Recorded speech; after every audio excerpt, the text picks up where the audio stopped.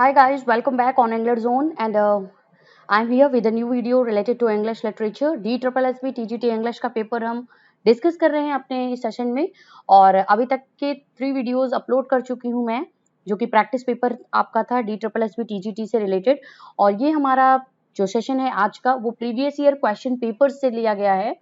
इसमें जो मैंने questions English grammar and literature के इंक्लूड करे हुए हैं, ये आपके पिछले वर्ष जो आपके प्रश्न पूछे जा चुके हैं DSSB के पेपर्स में, उससे लेकर के मैंने आज का ये वीडियो बनाया हुआ है। तो आप सभी के लिए ये वीडियो अभी अवेलेबल है इस चैनल पे। जल्दी से लिंक शेयर कर दीजिए अपने सोशल मीडिया प्लेटफॉर्म्स पे और अपने कॉपी और पेपर के साथ, अपने पेन और पेपर के साथ में रेडी हो जाइए। आज के सेशन को ज्वाइन करिए और ज़्यादा से ज़्यादा लोग हमसे जुड़ सके, इसलिए चैनल का जो लिंक है उसको आप सभी शेयर कर दीजिए जल्दी से जल्दी। साथ यूपी LT ग्रेड का जो एग्जाम होने वाला है यूपी में, उससे रिलेटेड भी हम वीडियोस लेके आएंगे चैनल पे, जो आपको मॉर्निंग में उसकी क्लासेस मिलेंगी। मैं आपको इन्फॉर्म कर दूंगी जब भी मैं उसकी क्लास स्टार्ट करती हूँ। तो आज का हमारा सेशन आप सभी को पता है, स्क्रीन पे आप सभी के सामने है, DSSB TGT English previous year question paper है और आज हम पार्ट 1 डिस्कस कर रहे हैं ये इस वीडियो का। तो जल्दी से बिना डिले किए हुए चलते हैं अपने क्वेश्चंस की तरफ। और ये रहा स्क्रीन पे आप सभी के सामने हमारा सबसे पहला question. This is the question number 1। Select the qualifier determiner in the given sentence. ठीक है, ये क्वेश्चन, ऐसे क्वेश्चंस आपके DSSB पेपर में जरूर पूछे जाएंगे, तो आप सभी इन क्वेश्चंस को ध्यान से पढ़िएगा, ध्यान से समझिएगा। आपको इसमें क्वालिफायर इसमें करना है, यहाँ पे क्वांटी हो गया है, क्वाली होना चाहिए। डिटरमाइनर इस सेंटेंस में I have some money in my purse. तो कौन सा डिटरमाइनर यहाँ पे है, आपको उसको बताना है इस सेंटेंस में। पर्स है, हैव है, मनी है या सम है। और yes, I have money in my purse, I have some money, I have few money, I have many money. तो इसकी जगह पे जो क्वालिफायर यहाँ पे कर रहा है, डिटरमाइन कर रहा है इस चीज को, तो वो हमारा इस क्वेश्चन के अकॉर्डिंग जो होगा ऑप्शन ए के सॉरी क्वेश्चन नंबर 1 के अकॉर्डिंग ये हमारा 4th नंबर ऑप्शन जो है वो करेक्ट है। तो आप सभी इसको टिक कर लीजिए 4th नंबर क्वेश्चन की तरफ। पहले क्वेश्चन का जो आंसर है वो 4th ऑप्शन है। सम is the qualifier determiner in this given sentence. ठीक है, क्लियर हुई आपको चीजें। चलते हैं नेक्स्ट क्वेश्चन की तरफ। क्वेश्चन नंबर 2 है स्क्रीन पे और ये रहा फिल इन द ब्लैंक्स से रिलेटेड है। Fill in the blanks, the correct form of verb आपको फिल करना है। द सन, क्वेश्चन है हमारा, the sun dot dot dot in the west direction. अब आपको सेट का जो है ये वर्ब का करेक्ट फॉर्म इस गैप में फिल करना है, इस गैप को फिल करना है। तो यहाँ पे कौन सा फॉर्म होगा, सेटल्ड होगा, सेट होगा, सेटेड होगा या सेट्स होगा। द सन सेट या सेटल्ड, सेट, सेटेड या सेट्स। तो जो करेक्ट आंसर है वो भी हमारा ऑप्शन 4 होगा। The sun sets in the west direction. ठीक है, पश्चिम की तरफ सूरज जो होता है वो ढलता है, ठीक है, डूबता है। तो सेट का सेट में क्योंकि ये हमारा प्रेजेंट इंडेफिनिट टेंस में ये क्वेश्चन है, तो दैट्स वाई यहाँ पे वर्ब में एस लगेगा और इसका जो करेक्ट होगा वो होगा the sun sets in the west direction. Number 3 question screen पे है। Select the most appropriate option. ठीक है, आपको इस क्वेश्चन में करना है कि इस क्वेश्चन में जो यहाँ पे गैप दिया गया है, indicates an action that hasn't happened at and will happen. ठीक है, ऐसा एक्शन जो अभी तक हुआ नहीं है और फ्यूचर में होगा, तो वो कौन सा होगा, आपका टेंस कौन सा ये डिनोट करता है, इंडिकेट करता है कि कौन सा टेंस उसमें से होगा। आपको उसका नेम बताना है। प्रेजेंट कॉन्टिन्यूअस टेंस होगा जो कि अभी तक हुआ नहीं है, आगे होगा फ्यूचर में। ऐसा एक्शन जो इंडिकेट करता है वो कौन सा टेंस होता है, आपको इसका आंसर देना है। पास्ट टेंस होगा, प्रेजेंट टेंस होगा या फ्यूचर टेंस होगा। और ऑब्वियसली आप सभी जानते हो जो भी चीजें, जो भी एक्शंस आपके फ्यूचर में होते हैं वो हम वहाँ पे फ्यूचर टेंस लेके आते हैं, जो भविष्य में अभी तक जो हुआ नहीं है और फ्यूचर में वो होगा, तो उसके लिए जो ऑप्शन हमारा जो होगा करेक्ट वो हमारा है फ्यूचर टेंस। तो ऑप्शन 4 हमारा इस क्वेश्चन के अकॉर्डिंग वो करेक्ट आंसर है। ठीक है, option 4 would be the answer of this question number 3rd। Here we have the question number 4 on the screen. Question number 4 है, I did play basketball is an example of tense. फिर से question आपका tense से relate करता हुआ आया हुआ है। आपको बताना है कि आई did play basketball is an example. I did play basketball ये कौन सा टेंस है, आपको इसका आंसर देना है। फ्यूचर टेंस है, सिंपल पास्ट टेंस है, पास्ट परफेक्ट टेंस है या पास्ट कॉन्टिन्यूअस टेंस है। तो देखिए टेंस से रिलेटेड बहुत ही इंपॉर्टेंट क्वेश्चंस आते हैं और एक एक इंपॉर्टेंट आपके लिए क्वेश्चन बहुत ही इंपॉर्टेंट है, क्योंकि DSSB पेपर की बात करें तो वो नेगेटिव मार्किंग इसमें होती है पेपर में आपके, तो बहुत ही इंपॉर्टेंट होगा जो भी ये क्वेश्चंस आपके हैं उसको आप करेक्ट अटेम्प्ट करके आओ, क्योंकि ऑनलाइन आपका एग्जाम होता है और आपके ऑनलाइन एग्जाम में कोई भी चांसेस नहीं होते हैं। अगर आपने सबमिट कर दिया जो आपका ऑप्शन होगा तो आप उसको दोबारा से रिव्यू नहीं कर सकते अगर आपने सबमिट डायरेक्टली कर दिया है तो, ठीक है। तो इस क्वेश्चन को जो टेंस होगा इसका ये है डिड, जो आपका होता है वो पास्ट इंडेफिनिट टेंस का एग्जाम्पल होता है। तो यहाँ पे जो हमारा सेंटेंस आएगा, जो करेक्ट आंसर आएगा वो हमारा होगा पास्ट इंडेफिनिट टेंस, ठीक है। ये हमारा जो आंसर है that is past indefinite tense. Question number 4 का जो करेक्ट आंसर है ऑप्शन 2 है और ये रहा आप सभी के सामने, option 2 is the correct answer of this question. Number 5 we have here. Question 5 फिर से आपका आ गया, इसमें क्लॉज से रिलेटेड, क्योंकि क्लॉज से रिलेटेड भी क्वेश्चंस आपके एग्जाम में पूछे जाएंगे। I expect that I shall get a prize, which clause is there in this sentence. कौन सा क्लॉज है इस सेंटेंस में, आपको उसका आंसर देना है। I expect that I shall get a prize, मैंने एक्सपेक्ट किया है कि मुझे प्राइज मिलेगा, मुझे ये एक्सपेक्टेशंस है कि मैं प्राइज जीतूंगा। ये कौन सा आपका क्लॉज लेके आ रहा है, कोऑर्डिनेट क्लॉज है, एडवर्बियल क्लॉज है, नाउन क्लॉज है या रिलेटिव क्लॉज है। तो जो करेक्ट सेंटेंस है यहाँ पे, जो करेक्ट आंसर है वो है हमारा option 3, this is noun clause, ठीक है। क्वेश्चन नंबर जो हमारा यहाँ पे है, क्वेश्चन नंबर 5 का करेक्ट जो आंसर है वो है हमारा नाउन क्लॉज, ऑप्शन 3 हमारा करेक्ट आंसर है, ठीक है। नंबर 6 क्वेश्चन की तरफ चलते हैं। Are the words that are known to modify the. Determiners जो वर्ड्स होते हैं वो किसको मॉडिफाई करने के लिए जाने जाते हैं। और देखिए ग्रामर के ऐसे क्वेश्चंस आपको DSSB या KVS NVS के पेपर में ही मिलेंगे। यूपी के एग्जाम्स में आपको ऐसे क्वेश्चंस नहीं मिलते हैं, उसमें इस तरीके के थोड़ा डिफिकल्टी लेवल क्वेश्चन का थोड़ा सा घुमावदार नहीं होता है, इजी क्वेश्चंस पूछे जाते हैं। बट इस तरीके के क्वेश्चंस आपको डेफिनेटली DSSB के पेपर में, TGT के पेपर में जरूर मिलेगा, क्योंकि PGT के पेपर में ऐसे क्वेश्चंस पूछे जा चुके हैं। और ग्रामर का आपका सेम पार्ट होता है, चाहे आप TGT एग्जाम के लिए जाओ चाहे आप PGT एग्जाम के लिए जाओ। तो ये क्वेश्चंस बहुत ही इंपॉर्टेंट है आपके एग्जाम के पॉइंट ऑफ व्यू में रखते हुए। तो आपको बताना है डिटरमाइनर्स कौन से वर्ड्स होते हैं, उनको जो नोन टू मॉडिफाई, जो मॉडिफाई करने के लिए जाने जाते हैं। नाउन जो होते हैं, एडजेक्टिव होते हैं, एडवर्ब होते हैं या वर्ब होते हैं। और 6 का हमारा जो करेक्ट आंसर है वो है हमारा ऑप्शन 1, ठीक है। वो हमारे क्या होते हैं, नाउन्स होते हैं, ठीक है। डिटरमाइनर्स जो वर्ड्स होते हैं दे आर कॉल्ड नाउन्स, ठीक, जो मॉडिफाई करते हैं नाउन को। नंबर 7 क्वेश्चन स्क्रीन पे है, ये रहा स्क्रीन पे 7 number question.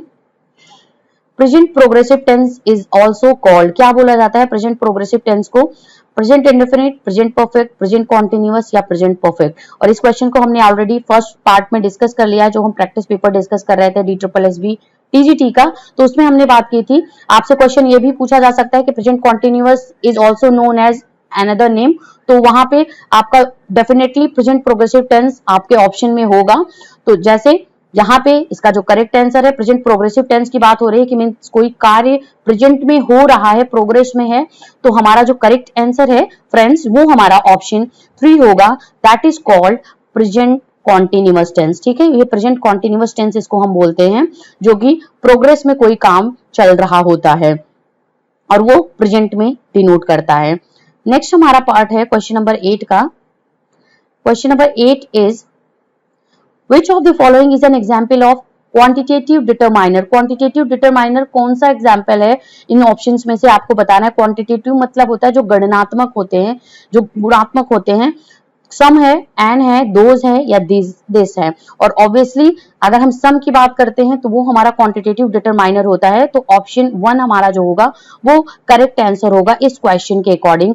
Some is called the quantitative determiner in these following options, जो हमारे ऑप्शंस हैं। एंड होता है उसमें से कोई हम डिटरमाइन नहीं कर सकते हैं क्वांटिटी को, किसी चीज को, क्वांटिटी जो होती है किसी संख्यात्मक चीज को, दोज भी हम क्वांटिटेटिव नहीं, बट सम होता है कि हाँ कुछ है वहां पे जिसको हम काउंट करते हैं, जो चीजें होती हैं। Number 9 we have here, fill in the blanks आपको बताना है इसमें। I have read dot dot dot Bible many times, means मैंने बाइबल को मेनी टाइम्स पढ़ रखा है, तो इसमें कौन सा आपका जो होगा, सो यहाँ पे ऑप्शन ए 1 हमारा करेक्ट आंसर है, I have read the Bible many times. ठीक है, क्वेश्चन नंबर 9 का जो करेक्ट आंसर है वो है हमारा ऑप्शन 1 होगा। तो इस क्वेश्चन में आपको बताना है कि डेफिनेट आर्टिकल कौन सा है, किस कैटेगरी में आता है, अंडर द कैटेगरी जो ऑप्शंस आपके दिए गए हैं उसमें से कौन सा डेफिनेट आर्टिकल है, सम, एंड, डी या आ। ए, तो जो करेक्ट आंसर है इसमें ऑप्शन 3 है हमारा, the is called the definite article in English grammar. अगर हम ग्रामर की बात करते हैं, बाकी इनडिफरेंट आर्टिकल्स जो होते हैं एन, ए, सम, ये हमारे इनडिफरेंट आर्टिकल्स होते हैं। तो ऑप्शन 3 हमारा जो होगा वो करेक्ट आंसर होगा क्वेश्चन नंबर 10 का।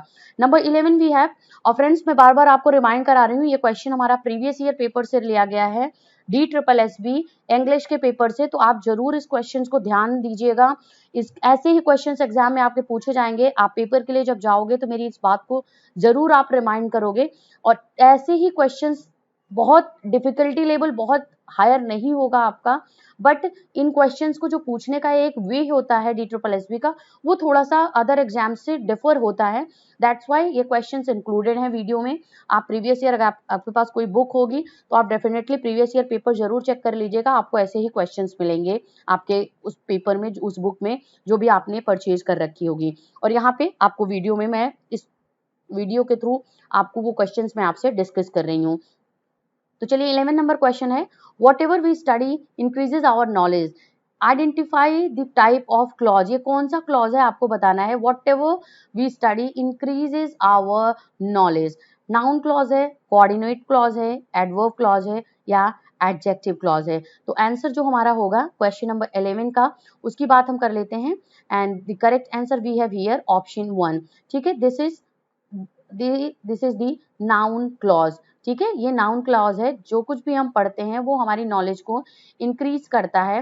This is the noun clause we have in out of these 4 options. तो ऑप्शन 1 हमारा जो होगा वो करेक्ट आंसर होगा। नंबर 12 क्वेश्चन है स्क्रीन पे, which clause is there in the sentence to err is human to forgive divine। इसमें कौन सा क्लॉज है आपको आंसर देना है, नाउन क्लॉज है, एडवर्बियल क्लॉज है, कोऑर्डिनेट क्लॉज है या आपका रिलेटिव क्लॉज है। और जो करेक्ट आंसर है वो हमारा क्वेश्चन नंबर 12 का, वो हमारा ऑप्शन 3 है, this is coordinate clause we have in this question. Option 3 is the correct answer of the question number 12। तो ये रहा क्वेश्चन नंबर 13 हमारा स्क्रीन पे, they serve God well who serve his children, identify the clause in this sentence. कौन सा clause है इस sentence में, आपको इसका आइडेंटिफाई करना है। एडवर्ब क्लॉज है, कोऑर्डिनेट क्लॉज है, नाउन क्लॉज है या एडजेक्टिव क्लॉज है। और जो हमारा करेक्ट आंसर है इस क्वेश्चन के लिए वो है हमारा ऑप्शन 4। ठीक है, option 4 is the correct answer. And here we have the question number 13 on the screen. They serve God well who serve his children, identify the type of the clause in this sentence। आपको बताना है कि इस sentence they also serve God who well serve his children में कौन सा आपको clause है, इसमें बताना है adverbial clause है, कोऑर्डिनेट क्लॉज है, नाउन क्लॉज है या एडजेक्टिव क्लॉज है। और जो इसका करेक्ट आंसर है क्वेश्चन नंबर 13 का, वो है हमारा option 4। Here we have noun clause in this sentence, they serve God well who serve his children. Number 13 के बाद 14 क्वेश्चन है हमारा स्क्रीन पे आप सभी के लिए, fill in the blanks with appropriate option. आपको बताना है कि ऑप्शन फिल करना है, इसमें से कौन सा हमारा करेक्ट ऑप्शन है।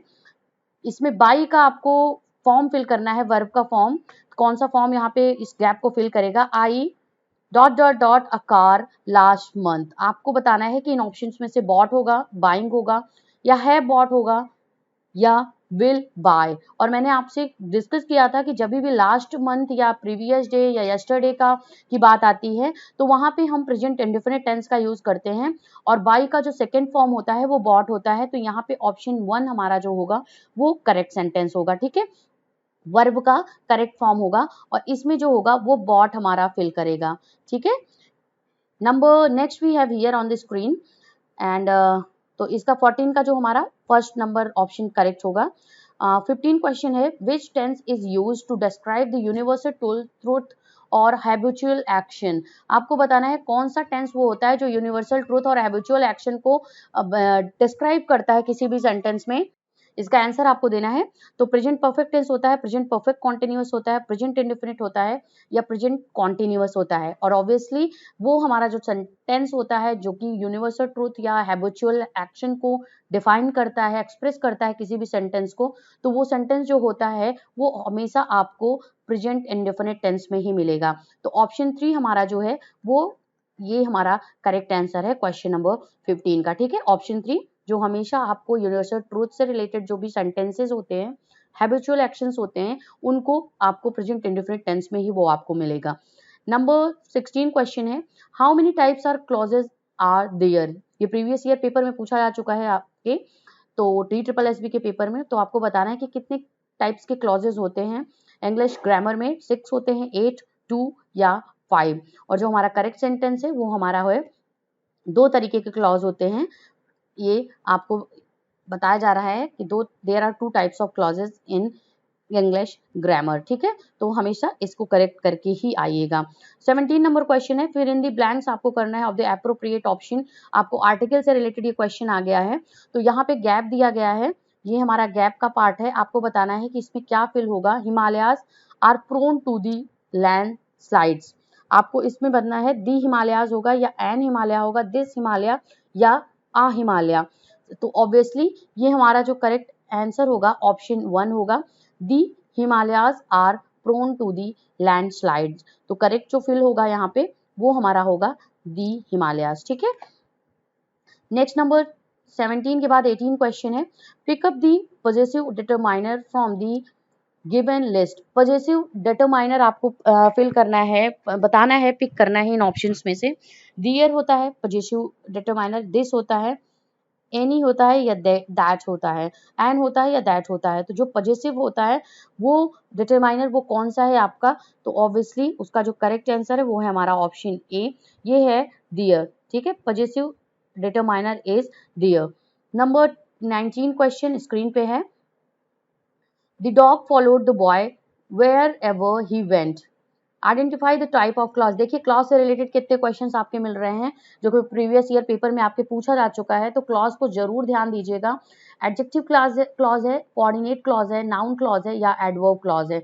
The dog followed the boy wherever he went. और जो करेक्ट आंसर है क्वेश्चन नंबर 19 का वो है हमारा ऑप्शन 4, एडवर्ब क्लॉज है यहाँ पे, क्योंकि ये वेयर एवर यहाँ पे मेंशन हो चुका है, तो दैट्स वाई ये जो हमारा सेंटेंस में क्लॉज है वो एडवर्ब क्लॉज में ये सेंटेंस लिखा गया है। ठीक है, नंबर 20 क्वेश्चन है स्क्रीन पे, select the most appropriate option. आपको ऑप्शन फिल करना है इस गैप में। I do is an example of, किस टेंस का एग्जाम्पल है I do, present perfect, present indefinite, present continuous या प्रेजेंट परफेक्ट। क्योंकि ये यहाँ पे जो आपको डिफाइन करना है, बताना है कि आई डू जो है वो कौन सा टेंस है, obviously that is option 2 present indefinite है, क्योंकि आई डिड होता अगर पास्ट इंडेफिनिट होता। ठीक है, डू का अगर सेकंड फॉर्म हो लगता, क्योंकि पास्ट इंडेफिनिट टेंस में आपका वर्ब का सेकंड फॉर्म लगता है, बट यहाँ पे आई डू है, अगर ही होता तो ही डज होता, तो वो पास्ट इंडेफिनिट प्रेजेंट इंडेफिनिट ही होता, बट आई के साथ यहाँ पे वर्ब ये आपका होगा प्लूरल में होगा वर्ब का, तो यहाँ पे यस या यस ना लग करके सिर्फ डू लगेगा।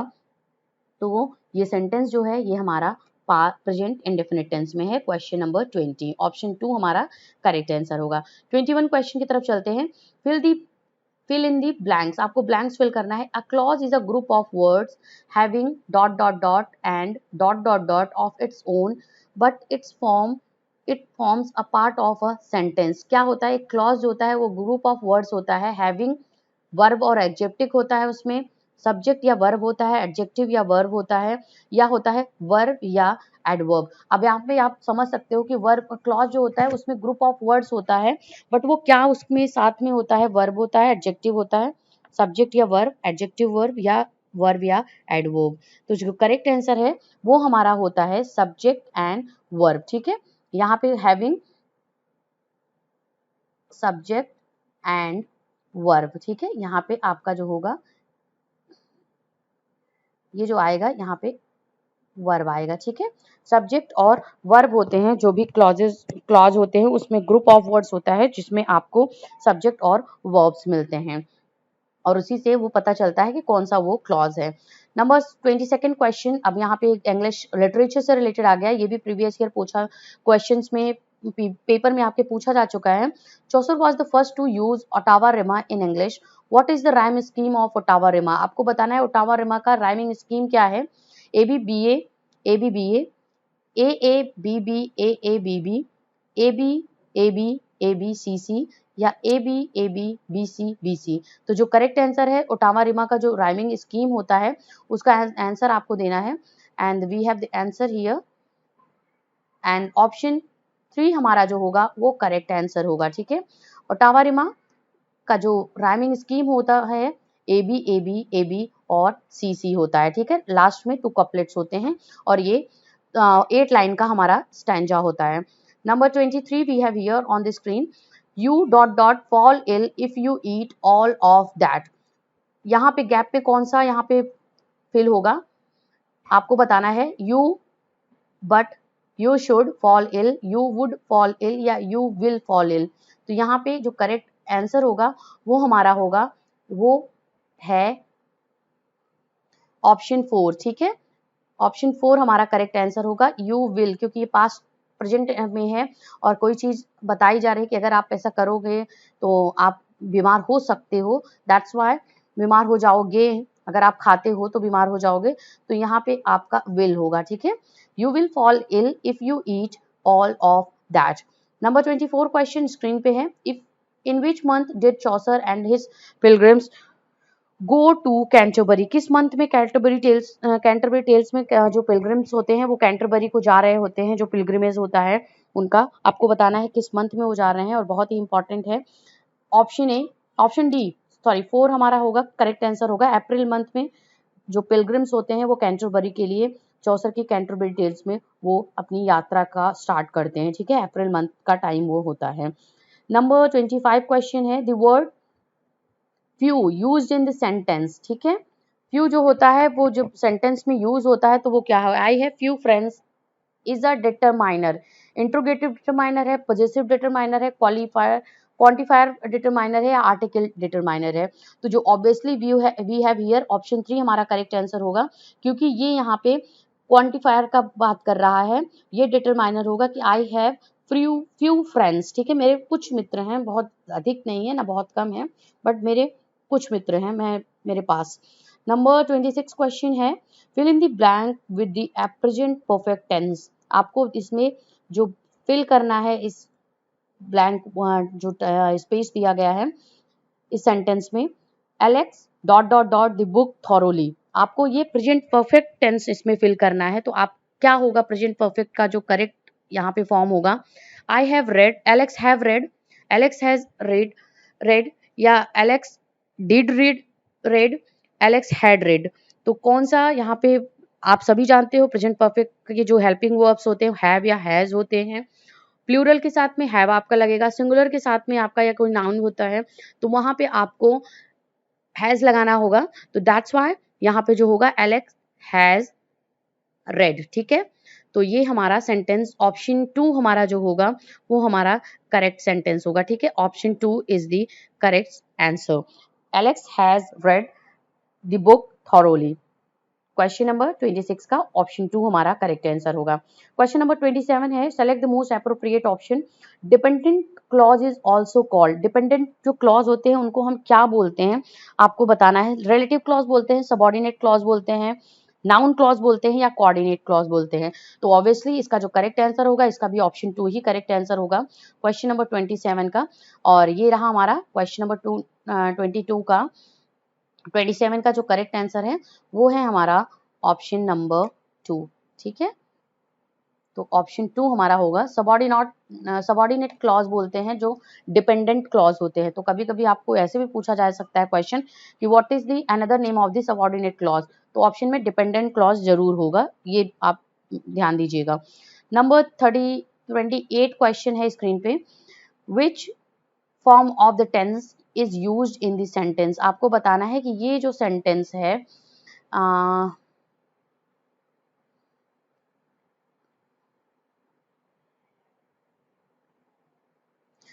इस सेंटेंस में which of the form of this sentence tense used in the sentence, last night I read an entire novel. आपको बताना है इस सेंटेंस में कौन सा टेंस यूज करा गया है, और लास्ट नाइट की बात आ रही है तो आप सभी बिना झिझक के, बिना किसी और माइंड में रखते हुए किसी और ऑप्शन को आप डायरेक्टली सिंपल पास्ट टेंस या पास्ट इंडेफिनिट अगर होगा तो पास्ट इंडेफिनिट, अगर सिंपल पास्ट है तो यहाँ पे ऑप्शन में हमारे तो ऑब्वियसली हम यहाँ पे सिंपल पास्ट टेंस को क्लिक करेंगे, टिक करेंगे। तो ऑप्शन 2 हमारा जो होगा 28 क्वेश्चन का वो हमारा करेक्ट आंसर होगा। और यहाँ देखिए ये हमारा ऑप्शन 2 यहाँ पे मेंशन है। नंबर 29 क्वेश्चन है स्क्रीन पे, identify the type of the clause in the bracket. आपको बताना है कि इसमें कौन सा क्लॉज है इस ब्रैकेट में। Unless it rains tomorrow I will go to school. Unless it rains tomorrow में कौन सा क्लॉज दिया गया है ब्रैकेट में आपको, adjective clause, conditional clause, noun clause या रिलेटिव क्लॉज। और ऑब्वियसली जो करेक्ट आंसर है ऑप्शन 2 ही होगा हमारा इसका भी 29 का, क्योंकि यहाँ पे एक कंडीशन को डिनोट कर रहा है ये सेंटेंस, इसीलिए ऑप्शन 2 हमारा जो होगा वो करेक्ट सेंटेंस ऑप्शन होगा। Coordinate clause is used in the conditional clause is used in this sentence, unless it rains और tomorrow I will go to school. 30 question screen पे रहा आप सभी के लिए, fill in the blanks with the most appropriate option. Perfect is usually dot dot dot tense in English. आपको बताना है कौन सा टेंस होता है परफेक्ट जिसको बोलते हैं, प्रेजेंट परफेक्ट टेंस होता है, फ्यूचर परफेक्ट टेंस होता है, प्रेजेंट इंडेफिनिट टेंस होता है या पास्ट परफेक्ट टेंस होता है। और जो इसका करेक्ट आंसर है वो रहा हमारा option 4, perfect is called past perfect tense. ठीक है, ये ध्यान दीजिएगा, इस क्वेश्चन को जरूर आप लोग, perfect is called the past perfect tense in English. ठीक है, इंग्लिश ग्रामर में। 31 क्वेश्चन रहा स्क्रीन पे आप सभी के लिए, pick the demonstrative determiner from the given list. ठीक है, डेमोन्स्ट्रेटिव डिटरमाइनर को आपको इसमें से पिक करना है, इन ऑप्शंस में से आपको बताना है इसका answer. Pick the demonstrative determiner from the given list, their, them, those या एंड। कौन सा होता है डेमोन्स्ट्रेटिव डिटरमाइनर, आपको इसका आंसर देना है। और ऑप्शन 3 हमारा जो होगा वो करेक्ट आंसर होगा, those is called the demonstrative determiner. Option 3 हमारा जो है इस क्वेश्चन का वो करेक्ट आंसर रहा। 32 क्वेश्चन इंग्लिश लिटरेचर से रिलेटेड है, ये क्वेश्चन प्रीवियस ईयर पेपर में पूछा जा चुका है DSSB के। Harry Bailey in Canterbury Tales is, क्या होता है जो कैरेक्टर है हैरी बेली का कैंटरबरी टेल्स में जोफ्री चौसर के, वो कौन है इस कैरेक्टर, इस वर्क में, इस पोएटिक वर्क में। होस्ट है, नाइट है, या मिलर है या कारपेंटर है। और obviously we know that that is host of the, जो भी वहां पे जो पिलग्रिमेज रुकते हैं उनके लिए जो होता है वो होस्ट होता है, वो टेबॉर्डिन का। और हैरी बेली जिसका नेम है ये कैरेक्टर है कैंटरबरी टेल्स में। 32 के बाद 33 क्वेश्चन है हमारा, who use the rhyme royal for the first time in English. Edmund Spenser ने यूज करा हुआ है राइम रॉयल, जो 7 लाइन का स्टैंजा फॉर्म होता है। जॉन ड्राइडन ने यूज करा हुआ है, चौसर ने यूज करा हुआ है या विलियम शेक्सपियर ने यूज करा हुआ है। और इसका जो करेक्ट आंसर है दैट वाज यूज्ड बाय जियोफ्री चौसर। ठीक है, राइम रॉयल 7 लाइन का स्टैंजा फॉर्म होता है जिसको फर्स्ट टाइम इंग्लिश में जियोफ्री चौसर ने यूज करा हुआ है। तो आप मैक्सिमम जो क्वेश्चंस देखोगे इस पेपर में, जो कि प्रीवियस ईयर पेपर में DSSB के पूछा जा चुका है, उसमें जियोफ्री चौसर से रिलेटेड ज्यादा क्वेश्चंस पूछे गए थे। एडमंड स्पेंसर की फेरी क्वीन से रिलेटेड क्वेश्चन पूछे गए थे। इसके साथ साथ आपके जॉन मिल्टन से रिलेटेड क्वेश्चंस पूछे गए थे, और साथ ही साथ वर्ल्ड लिटरेचर के भी क्वेश्चन पूछे गए थे। तो ये सब पार्ट्स आपके बहुत इंपॉर्टेंट है जो कि सिलेबस में आपके इंक्लूडेड है। तो इस सबको अच्छे से प्रिपेयर करिए। बाकी चैनल पे आपको इससे रिलेटेड वीडियोस भी मिलेंगे जो आगे आने वाले डेज में आपके लिए मैं अवेलेबल करूंगी। नंबर 33 के बाद 34 क्वेश्चन है, who among the following novelist pioneered science fiction at the beginning of the 20th century. देखिए 20th सेंचुरी से रिलेटेड क्वेश्चंस में यहाँ पे इंक्लूड किया हुआ है इस वीडियो में। तो ओवरऑल एक तरीके को आपको इस सेशन में इंपॉर्टेंट क्वेश्चन सभी एजेस से रिलेटेड या जो भी इंपॉर्टेंट क्वेश्चन है प्रीवियस ईयर पेपर से रिलेटेड वो मैंने इंक्लूड कर रखा है इस वीडियो में। तो आपको बताना है, नॉवेलिस्ट का नेम बताना है जो कि साइंस फिक्शन से रिलेटेड नॉवेल्स का एक तरीके से पायोनियर किया था 20th सेंचुरी की स्टार्टिंग में। तो वो नॉवेलिस्ट कौन थे, H.G. वेल्स थे। सैमुअल बटलर थे, जॉन डेविडसन थे या नन। और जो करेक्ट आंसर है वो है हमारा ऑप्शन 1। ठीक है, option 1, H.G. Wells is known as the novelist who pioneered science fiction at the beginning of the 20th century। 35 question screen पे रहा। ऑरवेल, जॉर्ज ऑरवेल की बात हो रही है। 1984 अपीयर्स इन, आपको बताना है जॉर्ज ऑरवेल का जो है 1984 जो एक नॉवेल है 1984 वो आपको किस ईयर में अपीयर हुआ था, किस ईयर में पब्लिश हुआ था, आपको इसका आंसर देना है। और आप इसका ध्यान से यहाँ पे पढ़ लीजिए जो भी ऑप्शंस अवेलेबल हैं। 1947 है, second option 1948, third option 1984, four option है 1949। और जॉर्ज ऑरवेल का जो 1984 ये एक फिक्शनल वर्क है, नॉवेल है, साइंस फिक्शनल वर्क है, डायस्टोपिया फिक्शनल वर्क है। ये हमारा जो पब्लिश हुआ है, अपीयर हुआ है, ये ऑप्शन 4 हमारा करेक्ट आंसर है।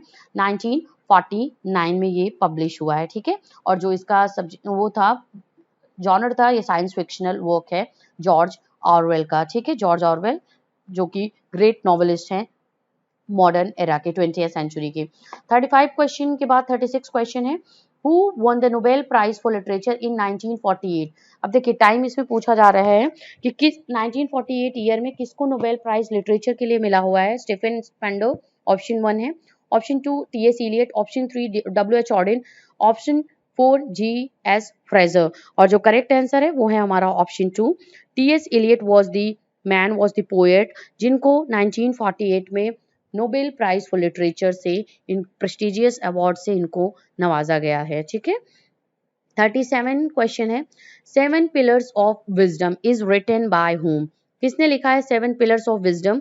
T.E. Lawrence, Hilaire Belloc, J.B. Priestley या एल्डस हक्सले। और जिसका करेक्ट जो आंसर है 37 का वो है हमारा ऑप्शन 1। ठीक है, ऑप्शन 1 हमारा जो है इसका करेक्ट आंसर है। T.E. Lawrence had written this work, 7 pillars of wisdom। Number 38 question screen पे रहा। The character of Leopold and Mrs. Bloom appears in, किस में मिलता है इनका कैरेक्टराइजेशन, आपको आंसर देना है। रिबेका वेस्ट में ऑप्शन 1 है, Virginia Woolf, Mrs Dalloway, James Joyce, Ulysses या नन ऑफ दीज। कैरेक्टर्स से रिलेटेड क्वेश्चंस एग्जाम में जरूर पूछे जाएंगे, तो इंपॉर्टेंट जो नॉवेल्स, इंपॉर्टेंट जो ड्रामाज हैं उनसे रिलेटेड क्वेश्चंस, उनसे रिलेटेड के कैरेक्टर्स को जरूर ध्यान दीजिएगा आप सभी। लियोपोल्ड की बात हो रही है, लियोपोल्ड एंड मिसेस ब्लूम का, तो इनका जो कैरेक्टराइजेशन है जो जेम्स जॉयस की यूलिसीज जो इनका वर्क है, नॉवेल है, इसमें मिलता है। नंबर 39 क्वेश्चन हमारी स्क्रीन पे है। The problem plays is also known as, किस नेम से जाना जाता है प्रॉब्लम प्लेस को, आपको इसका आंसर देना है। Dramas of ideas, the propaganda play या द ड्रामा ऑफ कॉन्फ्लिक्ट या नन। तो drama of ideas is the another name of the problem play. Problem plays is also known as the drama of ideas। Okay, 39 का हमारा option 1 जो होगा वो correct answer होगा। 40 question की तरफ चलते हैं। तो 40 क्वेश्चन का है, T.S. एलियट ने जो प्रोपाउंड किया था थ्योरी ऑफ पोएटिक ड्रामा, वो किस वर्क में किया था? तो इसका जो करेक्ट आंसर है वो है हमारा option 1, rhetoric and poetry dramas में अपने थ्योरी को उन्होंने प्रोपाउंड किया था T.S. एलियट ने। ठीक है, तो क्वेश्चन नंबर 40 का ऑप्शन 1 जो होगा वो हमारा करेक्ट आंसर है। तो फ्रेंड्स यहाँ पे हमने कुछ important questions English literature, English grammar से रिलेटेड डिस्कस किया है, जो कि आपके प्रीवियस ईयर DSSB के पेपर में पूछा जा चुका है। इंग्लिश के पेपर में आप इन क्वेश्चन को जरूर ध्यान दीजिएगा, और हम आगे कुछ इंपॉर्टेंट सेशन और लेके आएंगे इससे रिलेटेड। इसके साथ ही साथ यूपी LT ग्रेड का जो एग्जाम होगा आपका अभी फ्यूचर में होने वाला है 2 से 3 मंथ्स में, तो उससे रिलेटेड भी हम प्रिपरेशन लेके आएंगे, वीडियोज लेके आएंगे अपने इस चैनल पे। बने रहिए चैनल के साथ में।